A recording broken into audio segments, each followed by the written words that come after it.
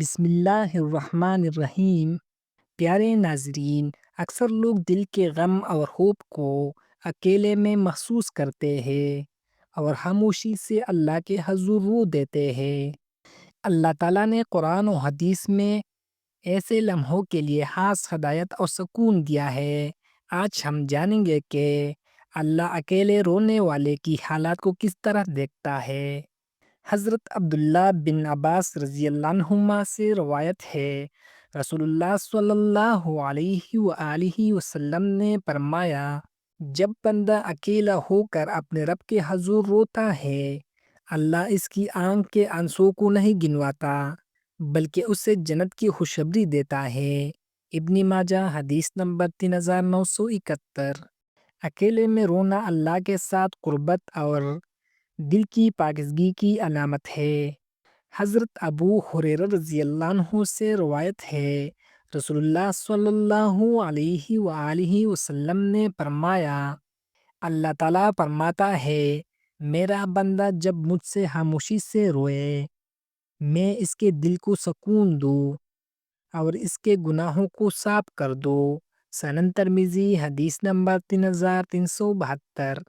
یہ حدیث یہ واضح کرتی ہے کہ اکیلے رونا صرف دل کا سکون ہے بلکہ اللہ کی رحمت اور بخشش کا ذریعہ بھی ہے۔ حضرت عائشہ رضی اللہ عنہا سے روایت ہے، رسول اللہ صلی اللہ علیہ وآلہ وسلم نے فرمایا، جب تم اکیلے میں رو رہے ہو تو اللہ تمہارے دل کے راز جانتا ہے اور وہ تمہیں دنیا اور آخرت میں کامیابی عطا کرے گا۔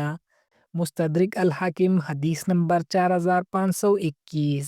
یہ حدیث ہمیں یاد دلاتی ہے کہ اللہ ہماری ہر حالت سے باخبر ہے، چاہے ہم خاموشی سے اپنے غم کے ساتھ ہو۔ قرآن پاک میں ارشاد باری تعالیٰ ہے، اور جب میرے بندے تمہارے سامنے مجھ سے راز کرتے ہیں تو میں ان کے دل جانتا ہوں اور ان کے لیے نیک حالات پیدا کرتا ہوں۔ سورۃ البقرہ آیت نمبر 186۔ خلاصہ، اللہ تعالیٰ ہر چھپی ہوئی حالات کو دیکھتا ہے اور اکیلے رو کر اپنے رب کے حضور آنے والے بندے کو سکون اور برکت دیتا ہے۔ پیارے ناظرین، اپنے دل کے راز اللہ کے سامنے رکھ کے اکیلے میں روئے، دعا کرے اور اللہ سے اپنے غم کا حل مانگے۔ کمنٹس میں دعا کرے کہ اللہ ہمیں اپنے حضور میں عاجزی اور خشوع کی توفیق دے۔ آمین ثم آمین۔